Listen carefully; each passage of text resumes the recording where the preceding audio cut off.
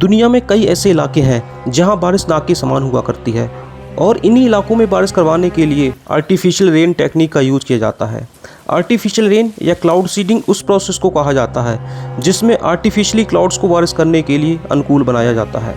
इस प्रोसेस को करने के लिए कई तरह के केमिकल का यूज किया जाता है। विंसेंट जोसेफ शेफर, जो कि एक अमेरिकी साइंटिस्ट और मौसम विज्ञानी थे, उन्होंने सबसे पहले क्लाउड सीडिंग का इन्वेंशन 13 नवंबर 1946 में किया था।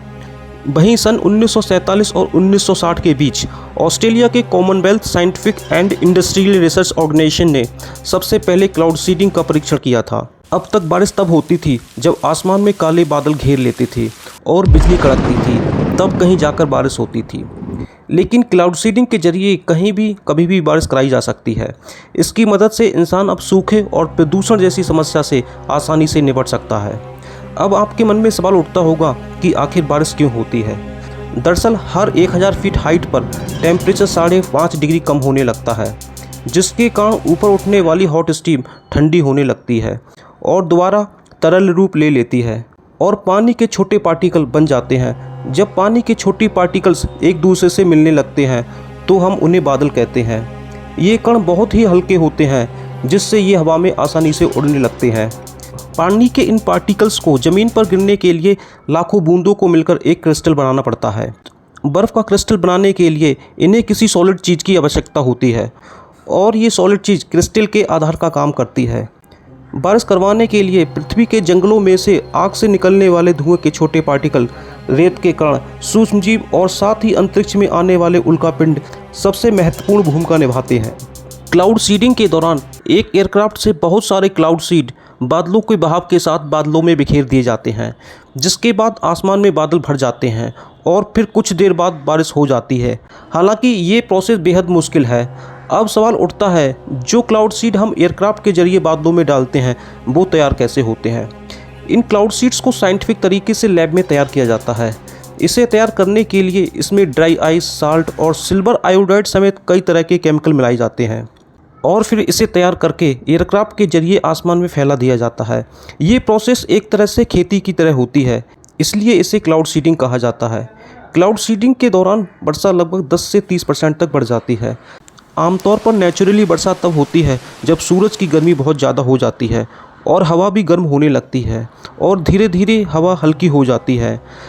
हवा हल्की होने के कारण ऊपर उठने लगती है और हवा का प्रेशर भी कम हो जाता है, जिसकी वजह से आसमान की एक हाइट तक पहुंचने के बाद वह धीरे धीरे ठंडे होने लगती है। ठंडी हवाओं के झोंके से हवा में नमी बढ़ जाती है और उसमें मौजूद नमी बारिश की बूंदें बनकर हवा में लटकने लगती हैं, जो बारिश के रूप में नीचे गिरना शुरू हो जाती हैं, जिसे हम सामान्य वर्षा कहते हैं। कुछ इसी प्रोसेस को ह्यूमन क्रिएटेड सिचुएशन के द्वारा अपनाया जाता है और आर्टिफिशियल रेन कराई जाती है। आर्टिफिशियल रेन 3 स्टेप्स में होती है।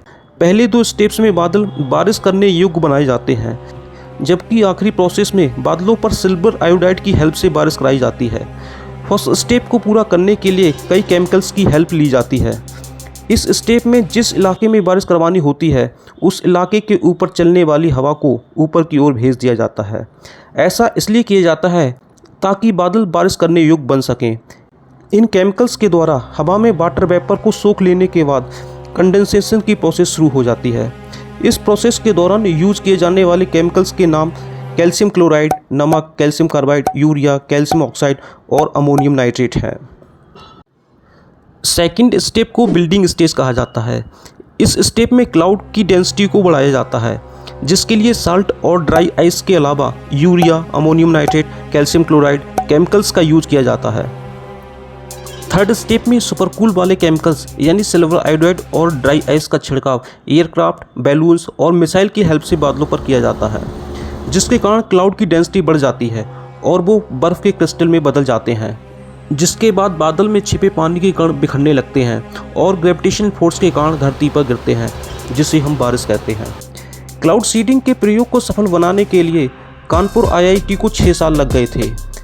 चीन, अमेरिका, ऑस्ट्रेलिया, रूस, इजराइल जैसे कई देशों ने आर्टिफिशियल रेन को अपना लिया है और ये देश अन्य देशों को भी आर्टिफिशियल रेन करने में तकनीकी सहयोग दे रहे हैं। वहीं अगर बात चीन की जाए तो चीन में इस तकनीक का यूज कई बार किया जा चुका है। आर्टिफिशियल रेन के जरिए चीन की राजधानी बीजिंग सहित कई सूखाग्रस्त इलाकों में बारिश की मात्रा बढ़ाई गई है। इतना ही नहीं, चीन ने 2008 ओलंपिक खेलों से ठीक पहले बीजिंग में आर्टिफिशियल रेन का यूज किया था। बीजिंग ओलंपिक के उद्घाटन समारोह के दौरान बारिश होने की संभावना को देखते हुए कई सारी मिसाइलों के जरिए आयोजन स्थल से दूर सिल्वर आयोडाइड क्रिस्टल का छिड़काव बादलों पर किया था, जिसकी वजह से बारिश आयोजन स्थल से पहुंचने से पहले ही नज़दीकी इलाकों में हो गई थी और चीन ने ओलंपिक उद्घाटन का कार्यक्रम सफलतापूर्वक कर लिया। ड्रोन का यूज आपने अक्सर शादियों में देखा होगा और बॉर्डर पर भी इसका यूज किया जाता है। इसी ड्रोन की हेल्प से क्लाउड सीडिंग की प्रोसेस भी की जाती है। इस मॉडर्न ड्रोन और क्लाउड सीडिंग की प्रोसेस में इलेक्ट्रिसिटी का करंट देकर क्लाउड सीड्स को बादलों में ऑब्जर्व कर लिया जाता है। इस पूरी प्रोसेस में बैटरी ऑपरेटेड ड्रोन की हेल्प ली जाती है, जिसमें इलेक्ट्रिसिटी के यूज से क्लाउड सीडिंग की जाती है। मॉडर्न ड्रोन की हेल्प से क्लाउड सीडिंग करके कुछ ही पलों में बादल बनना शुरू हो जाते हैं, जिसके बाद उन बादलों से बारिश की बूंदें टपकना शुरू हो जाती हैं। इस पूरी प्रोसेस को कंप्लीट करने में मात्र 30 मिनट का मिनिमम समय लगता है।